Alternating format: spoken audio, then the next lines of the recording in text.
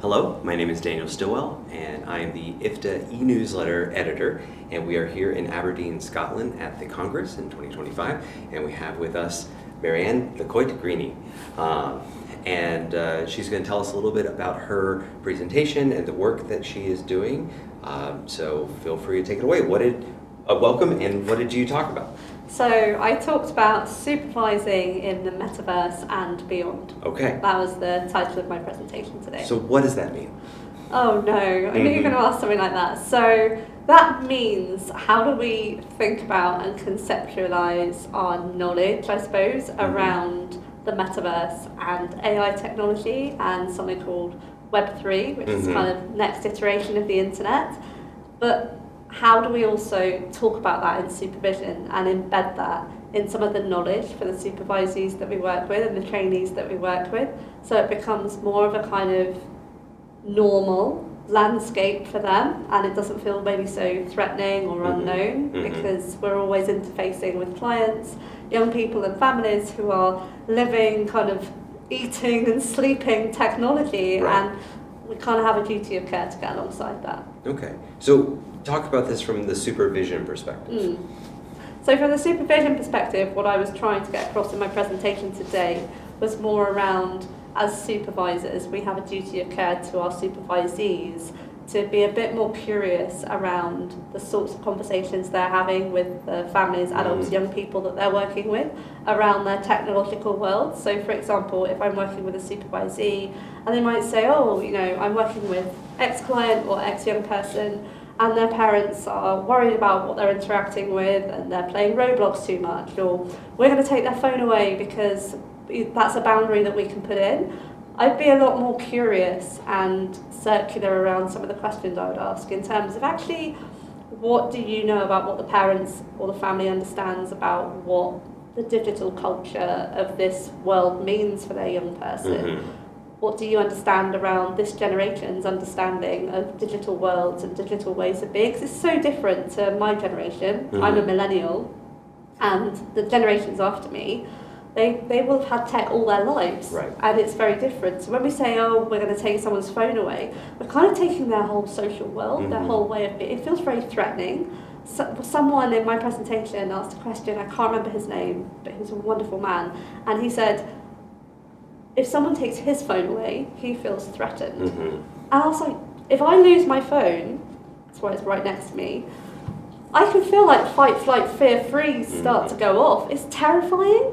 And I don't think those things are always conceptualised and thought about in that way by anyone. And so when I'm asking my supervisees these questions, what I'm hoping to lean into is, how can they be less afraid of asking more questions around the digital landscape that people are interfacing with, rather than almost just taking it at face value and saying, oh yeah, no, that makes sense why you took the phone away, or no, they shouldn't be playing on Roblox for too long. What would happen if they would say, oh, have you ever played on Roblox? Have you made an avatar? Have you engaged in any of this? Right. What new conversations would that open? Almost being less prescriptive about what's good and bad technology-wise. Yeah, absolutely, okay. Absolutely. What do you do when you're working with the clients or supervisees who are working with clients who are more tech skeptical, who don't want to engage with the questions? I suppose I do take a bit of a position, and I do push back a little bit. And actually, we have no choice but to kind of get on this train in terms of understanding. We're not telling people to go off and fully engage in the tech, but very often to understand this tech, you have to engage with it at some level, because you're going to remain afraid and unknown in an unknown environment otherwise. And so often I find that when people do engage, they're like, oh, hang on, this makes sense. It's not actually that hard. I get this now. And it would be like, sometimes I go into kind of, well, what would be the outcome if we were to kind of hypothesize around this if you don't engage in this? And what do you perceive to be the outcomes if you do? And what does this open and close for your clients and your families? And is it equitable not to, is kind of where I'm coming from. But also to talk about more broadly the ethics, the fears, the worries, because they're huge and they're really important to talk about in supervision as a starting place. Well, and AI in particular, as it is becoming increasingly pervasive in notes, in treatment plans, in how early career people are even learning to do therapy. Some of that's going to be good, and some of that's going to be terrible, and we don't know yet. No. As a supervisor, it sounds like you want people to be open to the technology. How do you help them to remember that it's not about the tech? The tech is a tool for something else. Yeah. I think that's a really good question. So I think it's also to help them remember that the tech is not doing stuff to them if they don't want it to, if that makes sense. In one way, but I think there's a big fear around that. And I think it's around actually, again, it kind of goes back to the ethics. So when you really think about the ethics of what we're doing, I'm not saying to my supervisees or endorsing in any way, and I do think this is slightly different here in the UK compared to maybe the US, in that we don't use AI platforms to input, say, for our therapist notes or to give feedback on supervision or for supervisory notes. There may be some people doing that. I can't do that. I work within the constraints of the NHS. I wouldn't want to do that even if I could, to be quite honest. I'd be too worried. It feels like we're still in such a... We're not in an early version of the tech, but it feels like we are still in such an early version of the tech in terms of where does that data go, what happens to it, who controls it, who owns it, that it's endless.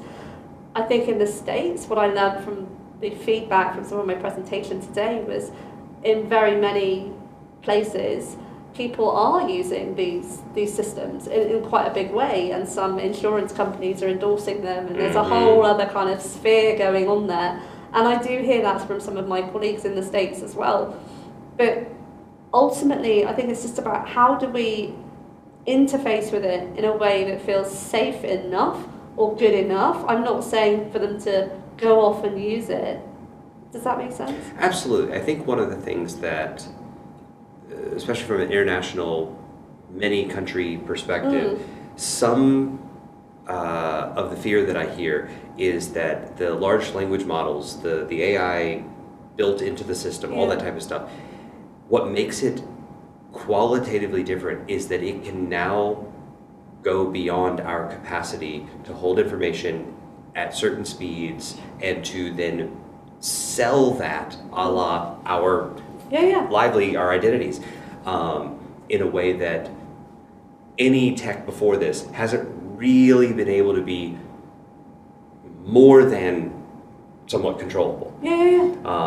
Especially if capitalism and how the money's being run is also being funded. These things are being funded in ways that we can't control. Absolutely. So you mentioned, it not being available in Britain in the health system. Around the world, if there are people who want to be more technologically savvy, who don't have access to certain resources, what would you recommend they do? I think I'd recommend, as a starting point, certain people that they might be able to follow on kind of LinkedIn and platforms. There are some really amazing, these are my biases, women out there who are in the space. There's a woman called Kathy Hackle. She's kind of like a bit like the godmother of the metaverse. She's got some great articles from all across different kind of genres, from like Forbes to the World Economic Forum, that are really accessible, that break down the language. So I'd start with something like that that's completely outside of systemic psychotherapy and more in a kind of tech avenue. And just kind of, once you start following some things like that, your, for example, LinkedIn feed might start populating with a bit more of that. And you'd be really surprised how much therapeutic literature there then you get access to by doing things like that. Okay. Clinically, do you think we're going to be moving toward a place where therapists are going to be less therapeutic? I would like to say no, but I realise again that's my paradigm, my biases.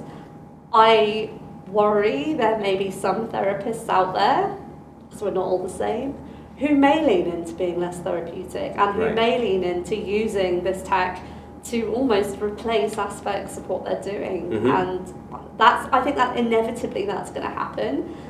I stand in a real kind of firm position that I don't believe a chatbot or AI is ever going to be able to replace me as a person with a body. Not as a person, but as a Rogerian, person-centered, highly reflective, non-judgmental set of words.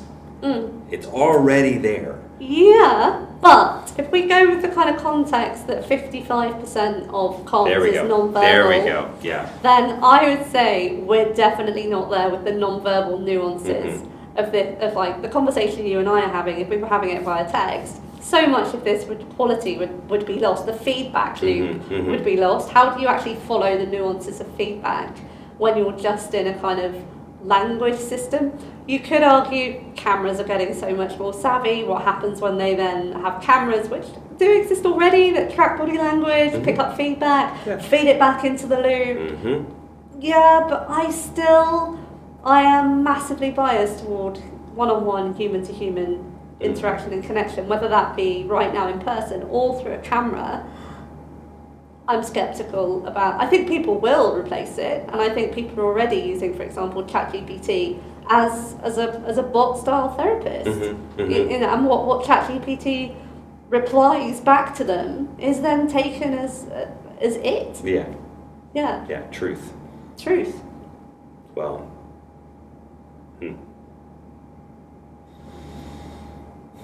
Thinking about this clinically again. If some of this is about setting up our sense of authority, our sense of autonomy, like I am who I say I am, and there are clinicians, there are supervisees, there are clients that don't want that authority because it's scary. It comes with the responsibility. They would rather outsource it to some type of, whether it's AI or just some other kind of tech. How would you help a client regain their sense of agency and autonomy that doesn't have to be through the vehicle of technology? So you mean re-engage with their sense of agency in terms of person to person, or selfhood. You know, if too much of myself is in my phone, then how do I disentangle that a little bit so that I can choose to use it as opposed to it feeling compulsory? Yeah. I think that might go back to the individual relationships that we have with our phones, if that makes sense. In a kind of, we take it in a relational frame, how do we reframe our relationship with this? Because I think about, I have a very enmeshed relationship with my phone, to be quite frank.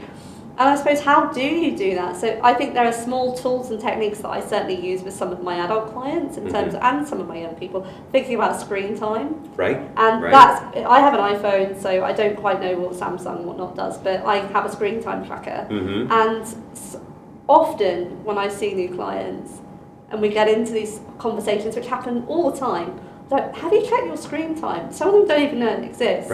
And when they look at it, it's shocking. It was shocking for me the first time I did it. And there's something quite behavioural and cognitive, I think, about seeing that is where this percentage of my day goes into this. And that can be quite a handy behavioural technique, because they're like, I need to get that down. And they might do things, I've done this before, I've left my phone downstairs when I go upstairs on purpose.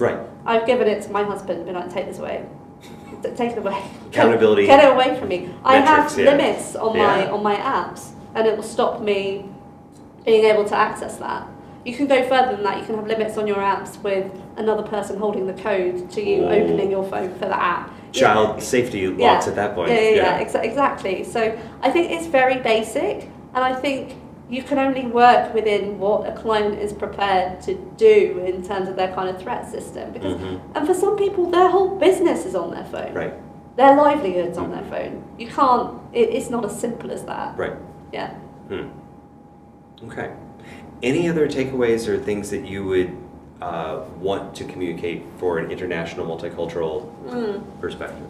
I think for me, it's how do we all engage collectively? I've had so many amazing conversations today with therapists from all over the world about technology, and so many people want to talk about this. They want to understand it, but they're worried about getting it wrong. They're worried about saying the wrong things. They're worried that they don't understand. And I think that goes back to actually, you know, we're not supposed to be experts. I mean, in some aspects of work, I work with eating disorders a lot, and some of that positioning is using your expertise, but Sure. how can we really shake off that fear of getting it wrong and making mistakes and thinking about, you know, our ontology and our epistemology, and actually, this is okay to have these conversations. None of us really know what we're doing, but we need to talk about it. That doesn't mean that we get so afraid that we go right over there and say we can't talk about this. Right. I'm going to pretend this is not happening, because it is happening, and we're going to be one day potentially supervising this generation of young people who become therapists.